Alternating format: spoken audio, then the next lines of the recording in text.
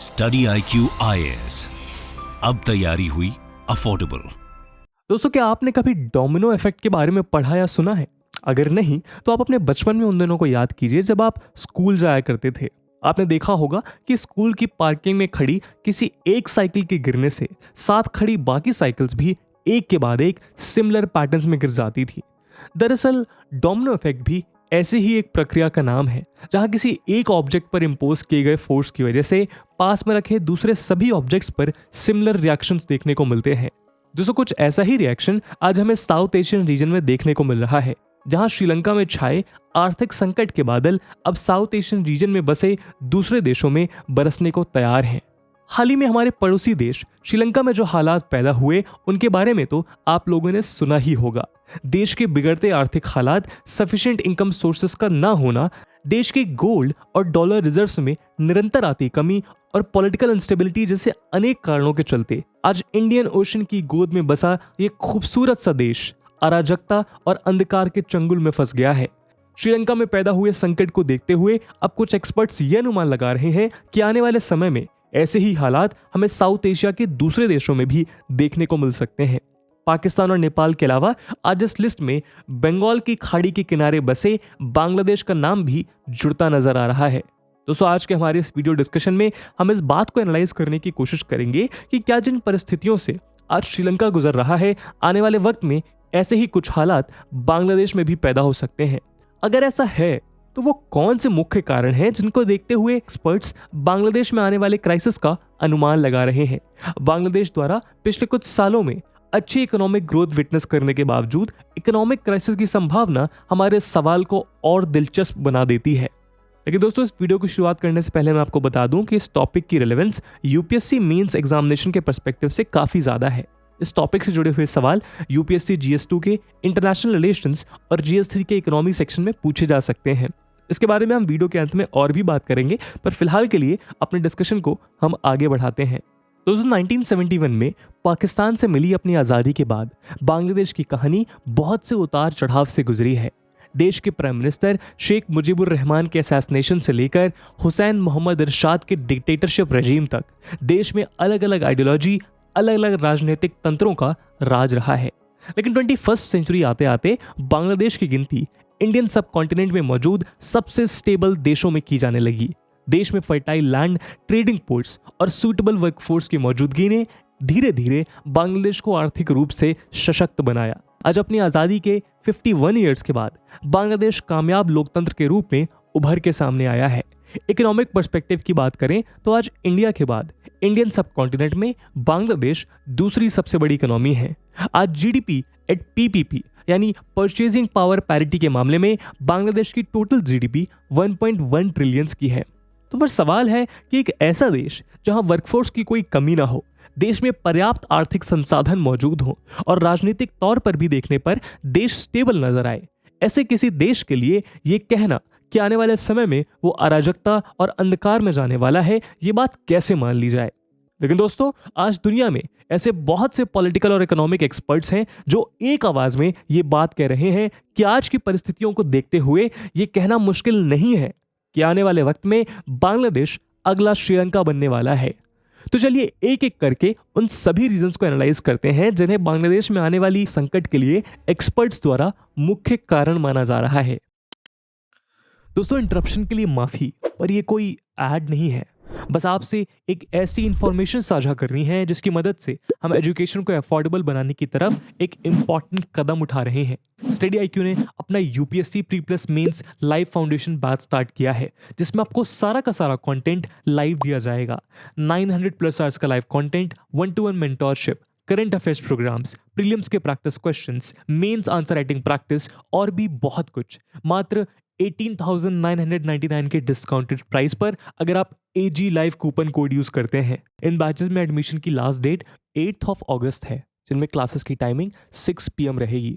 इस बैच से रिलेटेड सभी इंपॉर्टेंट लिंक्स आपको पिन कमेंट में मिल जाएंगी। अब आप अपना वीडियो देख सकते हैं, but don't forget to use AG live, otherwise you will say कि बाकी लोगों को कम रेट्स पे कोर्स मिला है। बाकी सभी अपडेट्स के लिए आप मुझे मेरे सोशल मीडिया हैंडल्स पे फॉलो कर सकते हैं। कारण नंबर 1, देश में निरंतर बढ़ती महंगाई। दोस्तों, एक आइडियल इन्फ्लेशन रेट देश की इकोनॉमी को बूस्ट करने में पॉजिटिव फोर्स की तरह काम करता है, लेकिन इस आइडियल रेट से इन्फ्लेशन रेट का कम या ज्यादा होना देश के आर्थिक स्वास्थ्य के लिए खतरनाक हो सकता है। उदाहरण के तौर पर 2014 में बनी उर्जित पटेल कमेटी ने इंडिया के लिए आइडियल इन्फ्लेशन रेट 4+-2 माना था, यानी हमारे देश में इन्फ्लेशन का रेट 2% से लेकर 6% के बीच में होना चाहिए, और वो देश के इकोनॉमिक डेवलपमेंट के लिए जरूरी है। लेकिन आज दुनिया भर के एक्सपर्ट्स बांग्लादेश में आने वाले संकट के लिए देश में निरंतर बढ़ती महंगाई दर को एक मुख्य कारण मान रहे हैं। 2022 में बांग्लादेश ब्यूरो ऑफ स्टैटिस्टिक्स से मिली एक रिपोर्ट के अनुसार जून मंथ में देश की इन्फ्लेशन रेट 7.56% थी, जिसने देश की महंगाई के पिछले 9 वर्षों के सभी रिकॉर्ड्स तोड़ दिए थे। एक्सपर्ट्स के अकॉर्डिंग देश में तेजी से बढ़ती महंगाई के कारण रोजमर्रा में काम आने वाले वस्तुओं की कीमतों में भारी उछाल आया है, और इसका सबसे पहला और प्रमुख असर देश के कमजोर वर्ग पर देखने को मिला। मई 2022 में मिले डेटा के अकॉर्डिंग आज बांग्लादेश में 18.54% लोग गरीबी रेखा के नीचे हैं। वहीं देश की कुल जनसंख्या का एक बड़ा हिस्सा लोअर मिडिल क्लास कैटेगरी में आता है। एक्सपर्ट्स के अकॉर्डिंग महंगाई के कारण कीमतों के बढ़ने का सबसे पहला असर इन्हीं 2 वर्गों पर देखने को मिलेगा।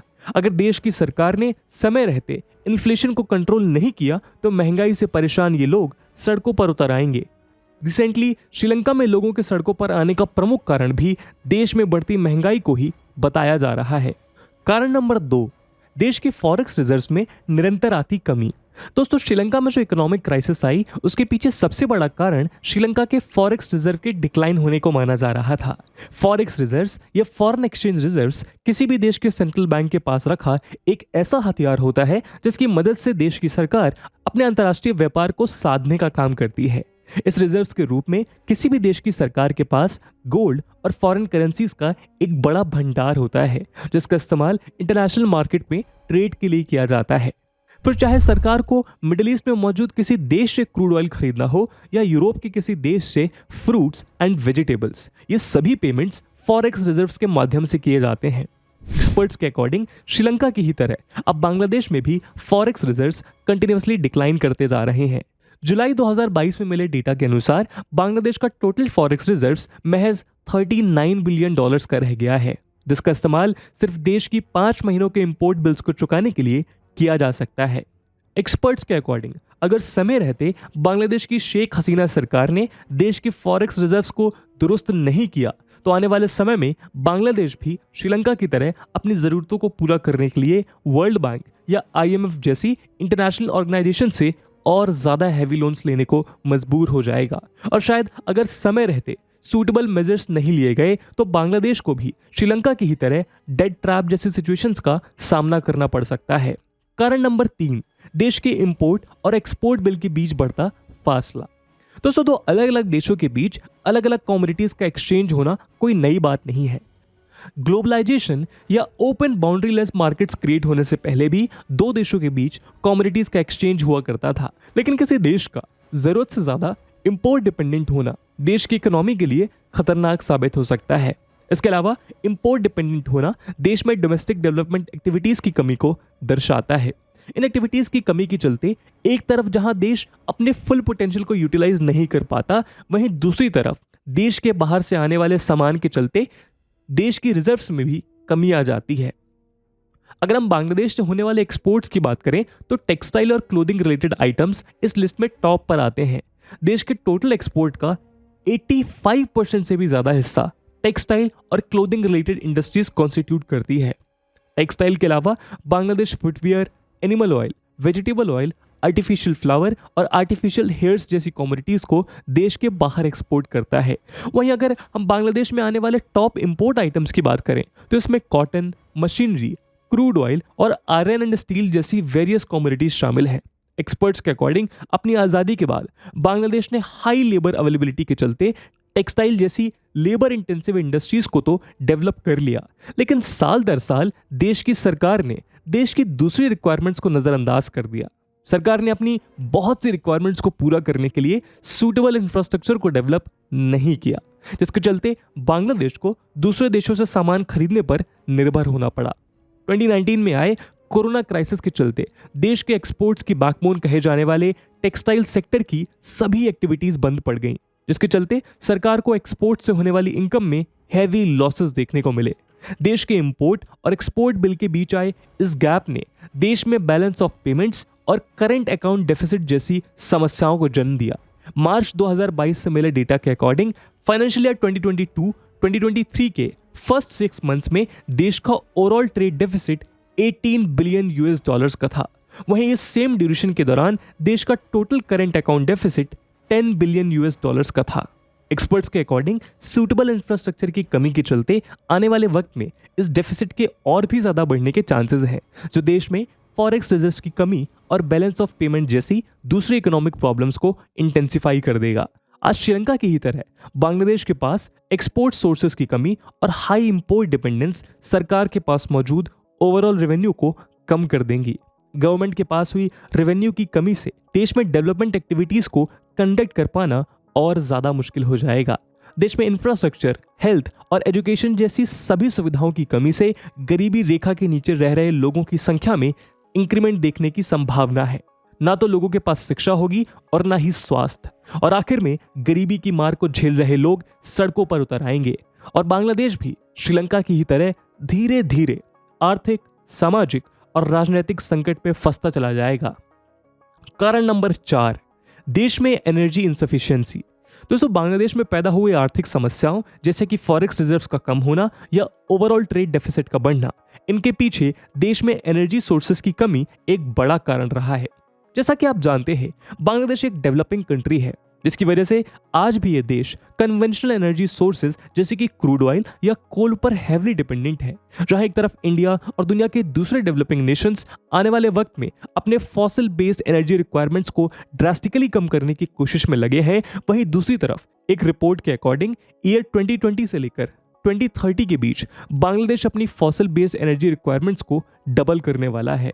एक रिपोर्ट के अकॉर्डिंग आज बांग्लादेश का एनर्जी सेक्टर पाकिस्तान के रेप्लिका की तरह नजर आ रहा है। Bangladesh power sector review for 2020 के अकॉर्डिंग आज भी बांग्लादेश अपने टोटल इलेक्ट्रिसिटी जनरेशन का 85% फॉसिल बेस्ड एनर्जी सोर्सेज से कर रहा है। इंटरनेशनल मार्केट में इन फॉसिल फ्यूल्स की कीमतों में आया उछाल किसी भी वक्त बांग्लादेश में इलेक्ट्रिसिटी क्राइसिस पैदा कर सकता है। मई 2022 में बांग्लादेश ऐसे ही एक क्राइसिस को झेल चुका है।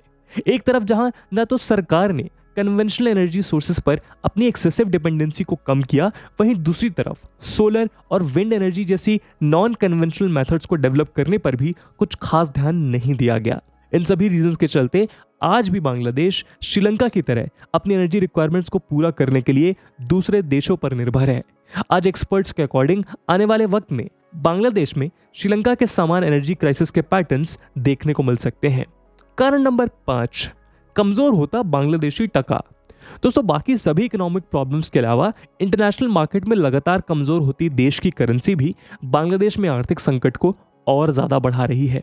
जहां अगस्त 2017 में 78 बांग्लादेशी टका $1 के इक्विवेलेंट हुआ करता था, वहीं 2022 में डॉलर के मुकाबले बांग्लादेशी टका की कीमत 94 तक आ पहुंची है।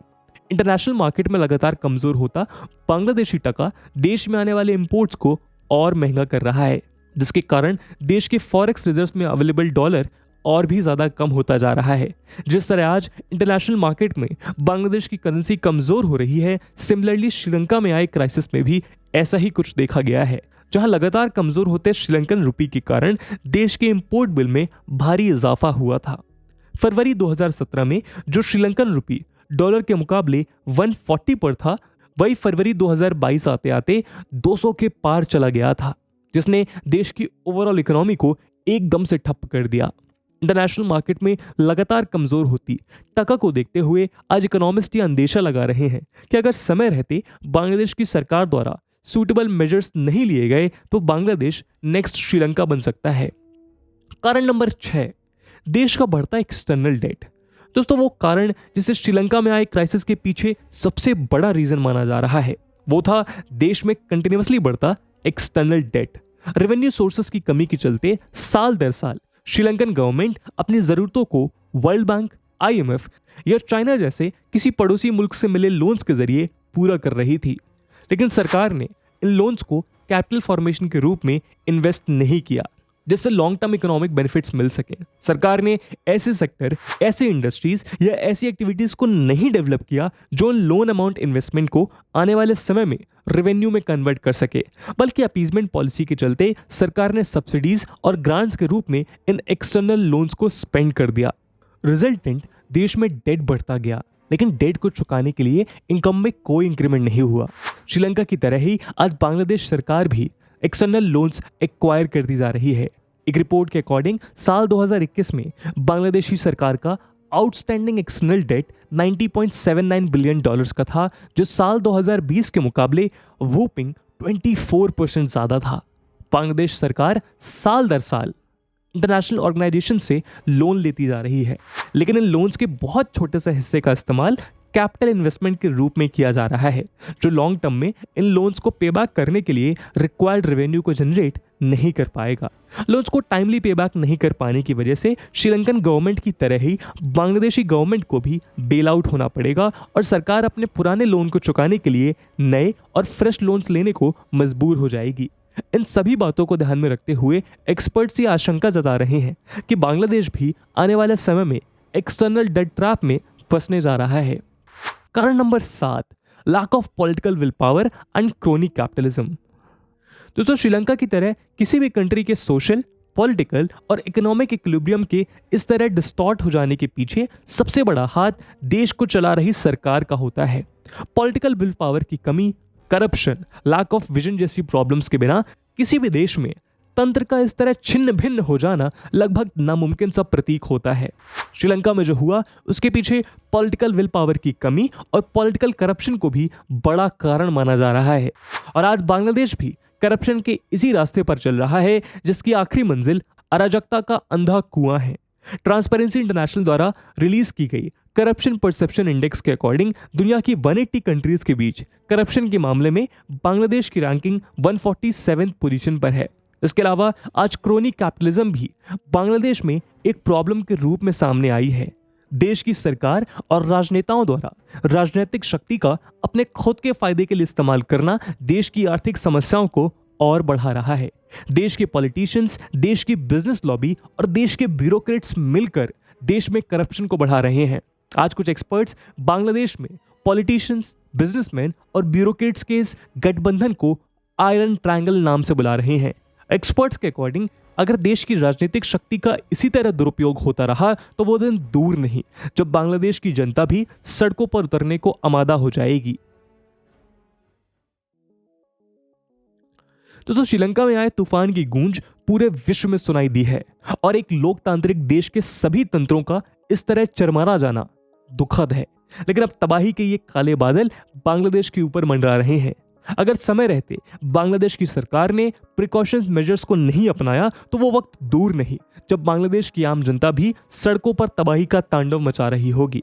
सरकार को अपनी बैंकिंग एक्टिविटीज में गुड गवर्नेंस को अपनाने की जरूरत है ताकि फॉरेक्स रिजर्व्स में आती कमी और लगातार कमजोर होते बांग्लादेशी टका को मजबूत किया जा सके। सरकार को एनर्जी सफिशिएंसी के नए रास्तों को खोजने की जरूरत है ताकि fossil fuel based energy requirement को कम किया जा सके।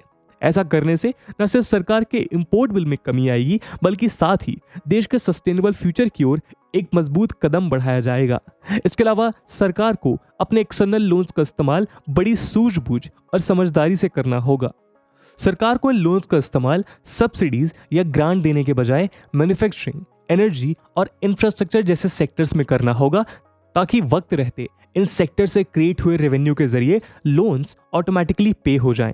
एक्सपर्ट्स का मानना है कि सरकार को रेवेन्यू जनरेशन के नए सोर्सेज को भी डेवलप करने और साथ ही अपने एक्सपोर्ट सेक्टर को भी एक्सपैंड करने की जरूरत है ताकि देश की एक्सपोर्ट इंडस्ट्री किसी एक कमोडिटी पर निर्भर ना रहे।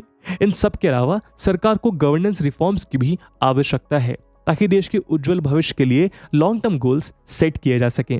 बहरहाल, श्रीलंका से शुरू हुआ ये डोमिनो इफेक्ट इंडियन सब कॉन्टिनेंट की ओर कौन सी दूसरी कंट्रीज को अपना शिकार बनाएगा, इस सवाल का जवाब तो आने वाला वक्त ही बताएगा। पर आपका इस मुद्दे को लेकर क्या ओपिनियन है, जरूर आप कमेंट सेक्शन में बता सकते हैं। इसके अलावा दोस्तों, जैसा कि हमने वीडियो के पहले भाग में डिस्कस किया कि इस वीडियो की इंपॉर्टेंस यूपीएससी मेंस के पर्सपेक्टिव से काफ़ी ज़्यादा है और उसी इंपॉर्टेंस को देखते हुए एक सवाल हम आपके लिए छोड़कर जा रहे हैं जिसको आपको कमेंट सेक्शन में आंसर करना है। And the question is, critically examine the statement. The ongoing economic and political crisis in Sri Lanka has opened the gate of possibilities for similar kind of crisis in other South Asian nations. And with this question, my friends, that's it for the video. I hope आपको video पसंद आई होगी, और अगर पसंद आई है तो अपने दोस्तों के साथ शेयर करना बिल्कुल मत भूलिएगा। हम मिलते हैं अगले वीडियो में, तब तक के लिए जय हिंद, जय भारत। स्टडी IQ IAS, अब तैयारी हुई अफोर्डेबल।